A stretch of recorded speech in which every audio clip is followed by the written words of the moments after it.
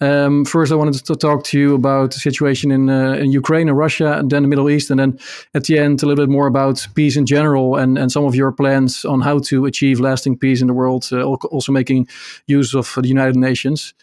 So first, the situation in Ukraine and especially Russia. Ukraine started its incursion a few weeks ago into Kursk. First of all, would you think that is a legitimate self-defense of the Ukraine? Well, I don't think that it is a smart move from a tactical point of view, either militarily or politically.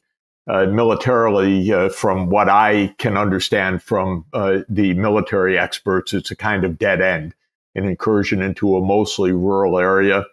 Perhaps there was the intention to capture the Kursk nuclear power plant. We don't know that for a fact, but that's one hypothesis. But in any event, I think it's clear that the incursion is limited. It has been stopped. It will probably be repelled, and there will be a large loss of people, the soldiers, as well as of equipment. In the meantime, clearly Ukraine took its military resources, both human and capital assets, away from the contact line. And now Russia is making major advances throughout the Donbass. Those are real. I think that they are significant militarily. So all in all, I don't view what has happened as in any way improving Ukraine's situation militarily. From the point of view of negotiation, I think this is back-footed Ukraine. It has lost international support because clearly Ukraine is doing something very provocative. It actually gives a more of an open field to Russia because Russia has to answer as well to many of its own allied countries. And when it is attacked in this way by Ukraine, I think it has more leeway. So all in all, I don't view this as a net positive from Ukraine's point of view. I view it as a net positive from Russia's point of view. More generally, Russia is the larger, more powerful nation here. Even with all of the NATO support, Ukraine is losing. And it is continuing to lose. As we talk today, there's been a major missile strike all over Ukraine. The power grid is basically down all over the country. The progress on the ground of the Russian troops throughout the Donbass and basically all along the contact line is real. Ukraine is losing this war, as was completely predictable. And the result is the longer it goes on, the worse the outcome is going to be for Ukraine. That's why 2 years ago, and perhaps 600,000 lives ago, I said Ukraine should negotiate. That's why 2.5 years ago, I said the U.S. should avoid this war.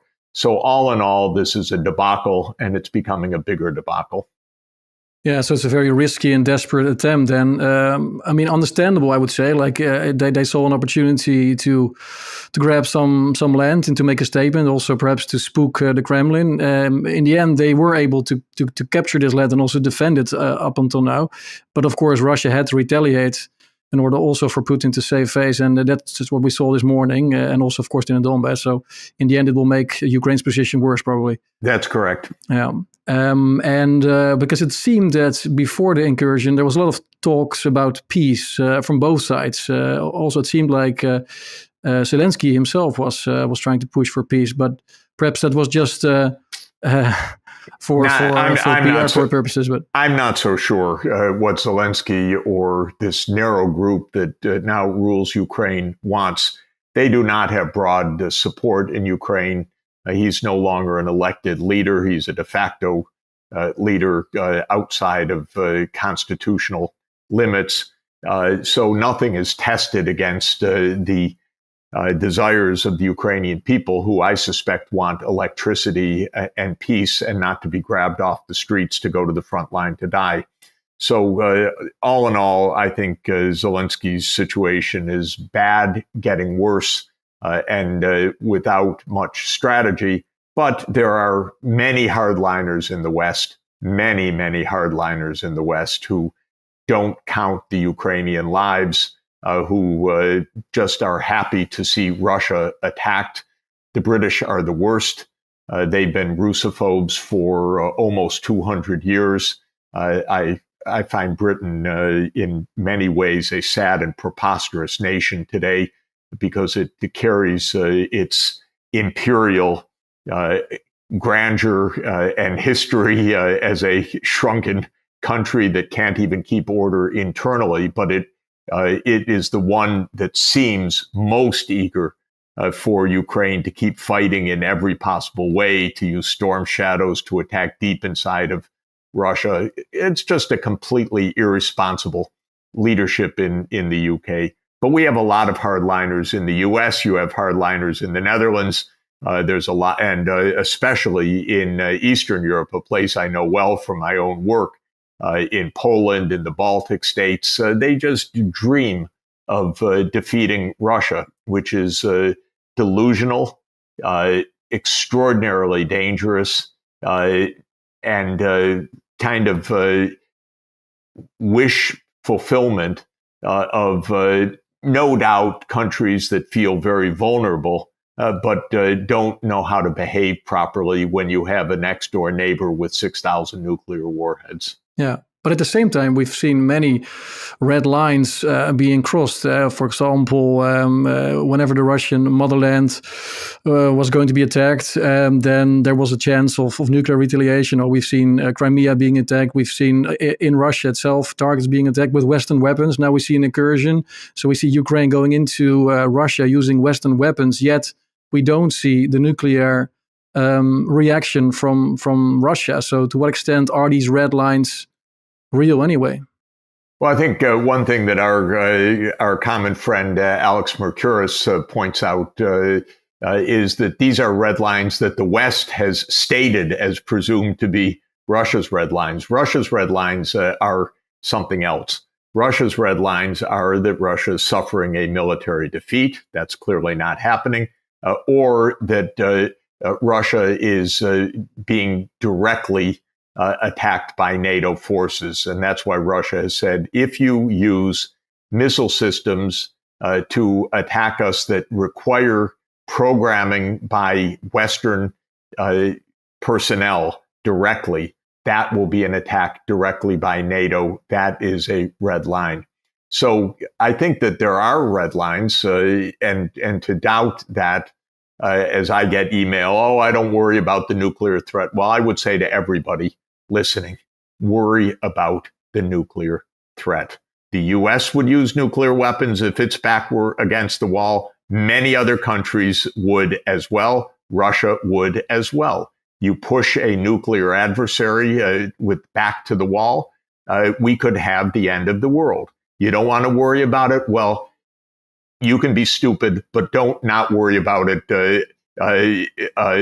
for the rest of us, please, because for the rest of us, we care about our survival. And these are real risks. And I resent, and I get emails each day, I don't care about the bluffing of nuclear. Well, people don't know about the history of the nuclear era, how close we have come many times, accidents, miscalculations, rogue officials, many things that are possible. And so I worry about it every single day. But the point is that the red lines that could drive us to nuclear war are if Russia was actually being defeated, if a mass invasion took place on Crimea, if there were bombings with U.S. or NATO missiles on Moscow.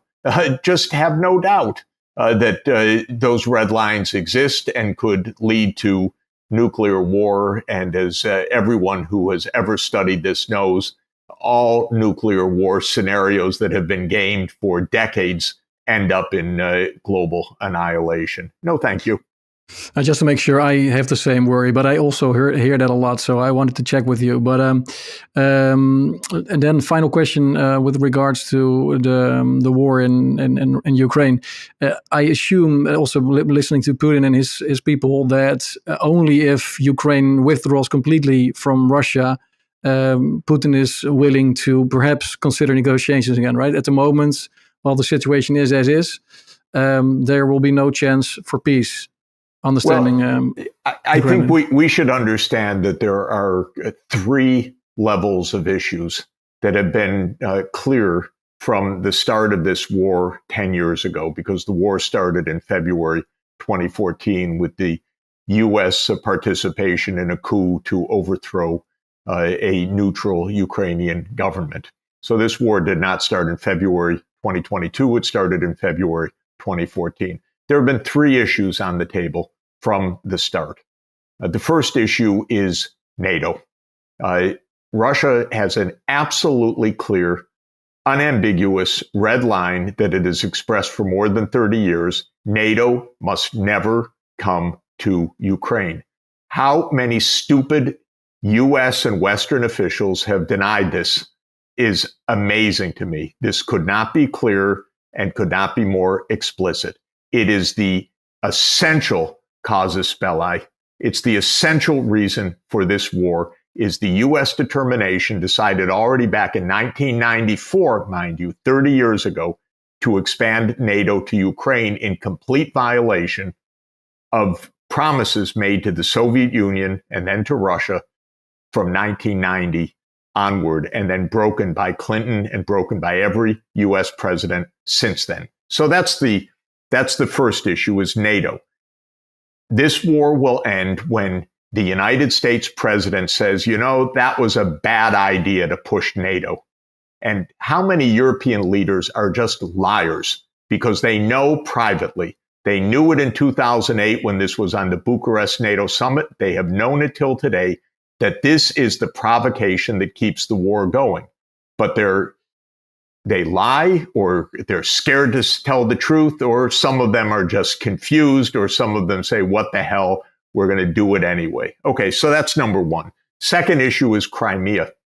Crimea is the home of Russia's naval fleet in the Black Sea, and Russia's ability to trade and to project power into the Eastern Mediterranean.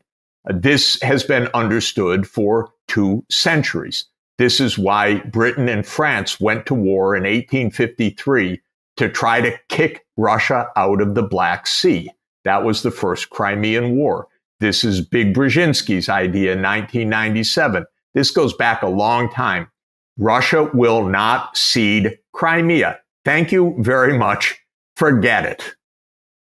Then the third issue is the Donbass, and now 2 more oblasts, Zaporizhia and Kherson. So 4 oblasts right now, Donetsk, Lugansk, Kherson, and Zaporizhia.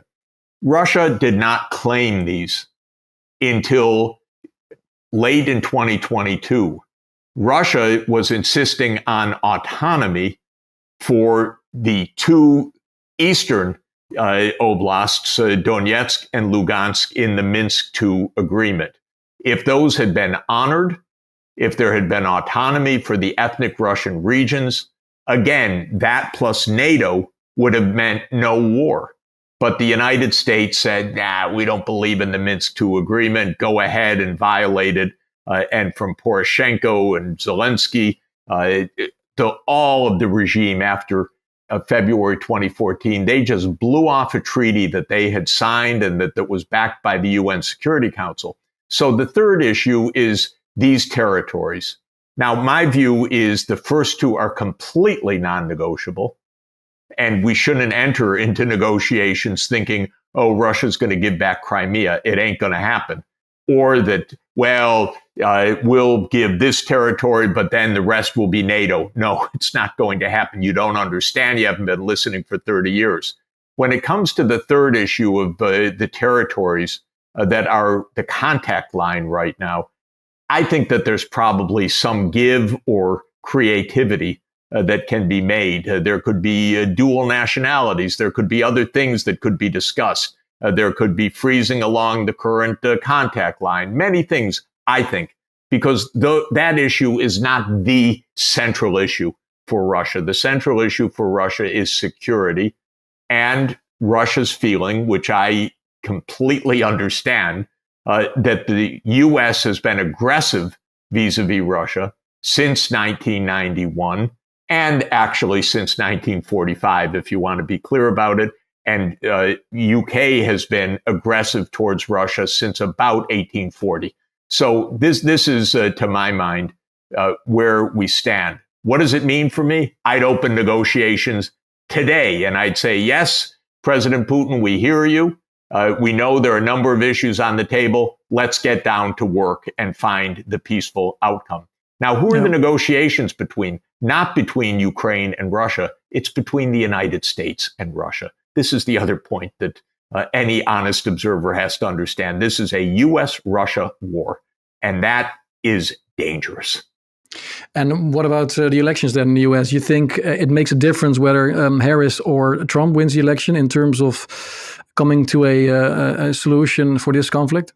For this conflict, probably Trump is more likely to come to a solution, because Trump has said, yes, NATO's a problem for Russia.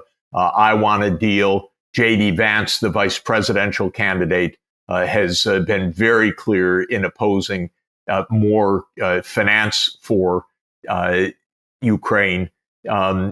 Bobby Kennedy dropped out of his race and endorsed Trump a few days ago, making clear that one of the main reasons he was endorsing Trump was that Trump and Kennedy shared the view that the Ukraine war has to end at the negotiating table, and that NATO enlargement is absolutely reckless and unnecessary provocation. So on that issue, I do think there's a difference of the candidates. Yeah. And then maybe we can move to the other conflict, which, if I believe, even some Russian people that I speak to often, is that conflict is probably even more difficult to solve, and there's probably even more profound consequences for stability worldwide. It's the conflict, of course, in the Middle East. Same question: which candidate do you think is more likely to achieve peace there, Harris or Trump?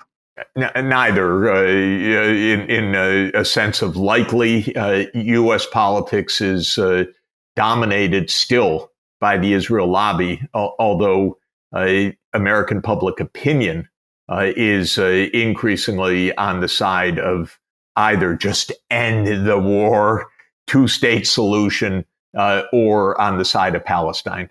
In other words, Americans have had it up to here with Israel's provocations, Israel trying to drag the U.S. into a war in Iran, Israel's mass murder of Gazans, Israel's destruction of infrastructure across Gaza, Israel's torture of Palestinian prisoners. Americans are sick of this. And so they would like peace, but the Israel lobby is still very powerful.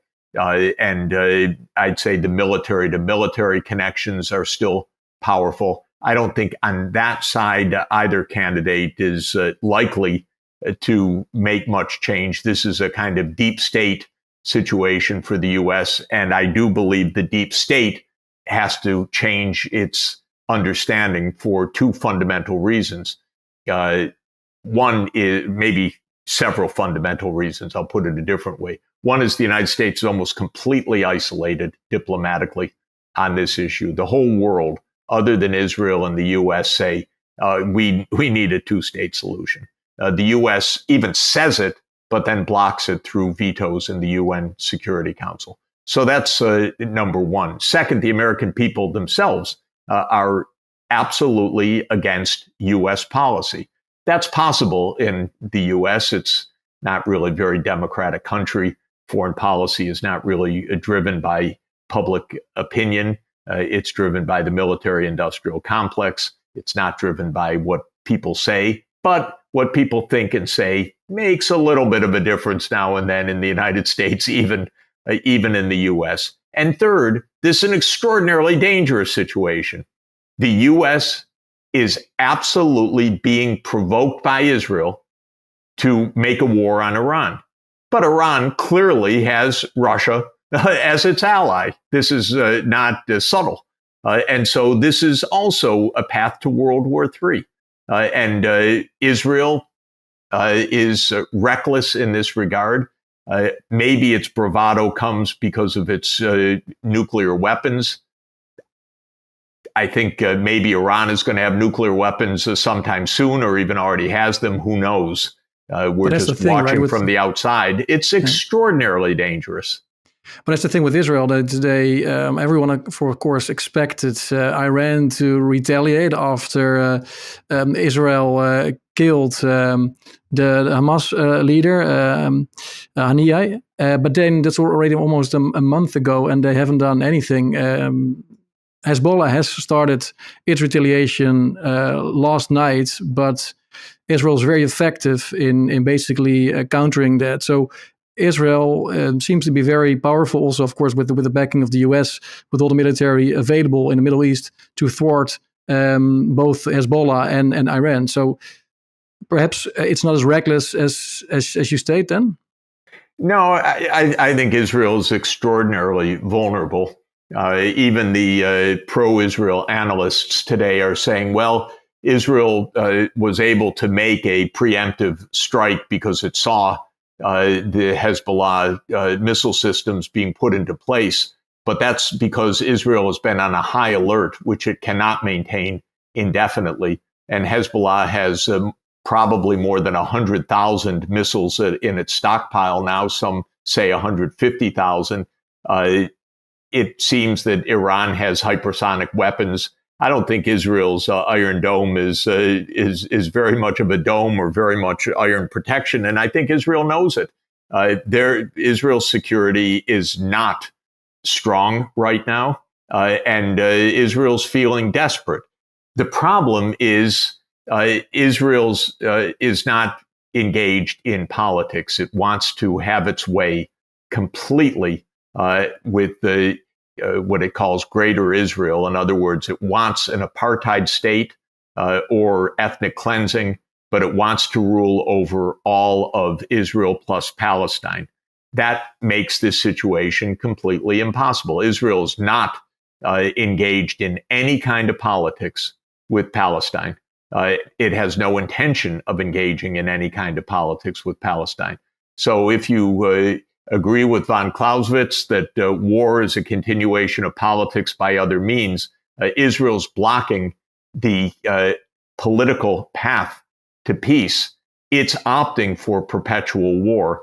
But I don't think that it can do this successfully. I don't think that it is so strong militarily. And I don't think the United States is going to go to World War III on behalf of Greater Israel. So to my mind, Israel's making dreadful miscalculations. And the two-state solutions we've tried now, the two-state solution we've tried for decades now. What do you think of a one-state solution where they all live under one roof, or perhaps a three-state solution where Egypt takes Gaza and Jordan takes the West Bank, and the Palestinians will then live under those rules? Is it also an option you could live with? Well, first of all, it's not whether I can live with it. I don't live there. No, but like from an academic point of view or a right. So I believe that the two-state solution is the right path right now, but not the way that the United States has stated it.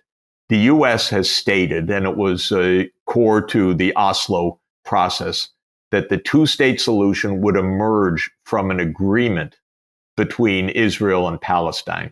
That, to my mind, is a ludicrous idea because Israel will never agree to the two-state solution. So just saying that the two-state solution emerges through the negotiations of the two parties is saying Israel has a veto on a state of Palestine. That is what has been untenable for decades. I would like to see the UN impose a two-state solution. In other words, I'd like to see a UN Security Council resolution that says the state of Palestine is admitted as the 194th UN member state. It's admitted on the boundaries of the 4th of June, 1967. Its capital will be in East Jerusalem. It will have control over the Islamic holy sites. And the UN Security Council will take all measures to enforce this agreement, including the interposition of peacekeeping forces along the boundaries, including sanctions as necessary against the two parties if they resist this, and so on. I want to see this imposed. This was the vote of the UN General Assembly in 1947. Here we are now.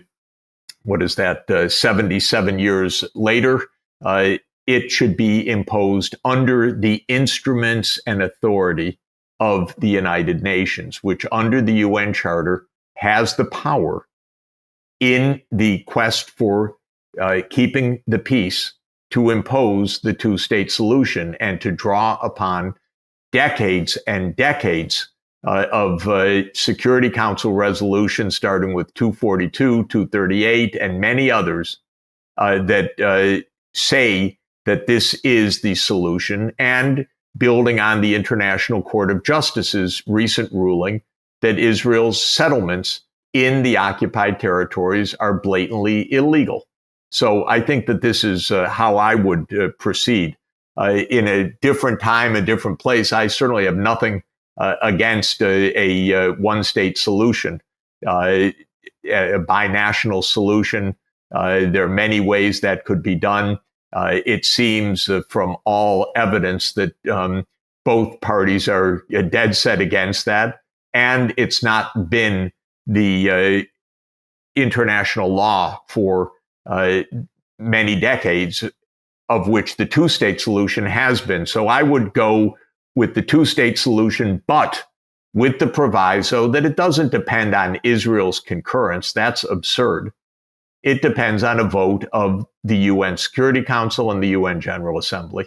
Yeah, let's talk about the UN as a final topic, because you wrote an interesting article called 10 Principles for Perpetual Peace in the 21st Century. Of course, it's a big article with lots of wisdom, but could you maybe summarize what the main points are in this plan of yours, and how we can achieve lasting peace globally? The main point is I was riffing off of two things. One, Immanuel Kant, who wrote an essay on perpetual peace in 1795, the great German philosopher, who laid out a number of criteria for achieving peace among nations. One of which was don't have standing armies. One of which is don't interfere in the internal affairs of other countries. Much of what Kant wrote inspired a century and a half later, the UN Charter. So Kant did not see the implementation of his ideas, but he helped to inspire the idea of international law. Now, the second that I'm riffing on is 5 principles of China that China put forward in 1955 at the Non-Aligned Conference in Bandung, which said, here's how we can have peaceful coexistence. And it called for mutual respect of nations. It called for non-aggression. It called for non-interference in the internal affairs of other countries. It called for looking for win-win cooperation. It called for peaceful coexistence. So 5 planks of China's policy. I add 5 more points of implementation, but the main idea that I have is stop the blatant interference in the internal affairs of other countries. The U.S. is a nonstop, addicted regime change operator. It overthrows other governments. I want my government to stop that. That is a huge source of the instability in the world. I want the U.S. not to have 750 overseas military bases in 80 countries and to divide the world between us and them. So I want the military bases overseas to be eliminated. I want the world to recognize that what we need to do for cooperation for our survival is so vital right now, whether it is on climate, on keeping the world economy functioning, on avoiding nuclear war, that we have to return to cooperation, not to stepping relentlessly, provocatively, deliberately across the red lines of other major powers. But as a Dutchman, I wasn't there, of course, but my ancestors were happy that the Americans interfered during the Second World War. So how could you, how do you handle these situations? Or, for example, in Rwanda, I think the whole world regretted the fact that they let the genocide take place. So are there instances where you would condone interference? Of course, if there is a call through the United Nations using the instruments of the United Nations, then yes. That's the idea, that we have an instrument to enforce the peace. It is the UN. It is, in particular, the UN Security Council. And so if the UN Security Council had said unanimously to stop the genocide in Rwanda, I would strongly support that. What I don't support is the United States losing a vote in the UN Security Council and then saying, oh, what the hell, we'll go ahead anyway, like it did in 2003. Or the blatant, relentless, addictive behavior of the United States to overthrow other governments, which is, again, in complete violation of the UN Charter.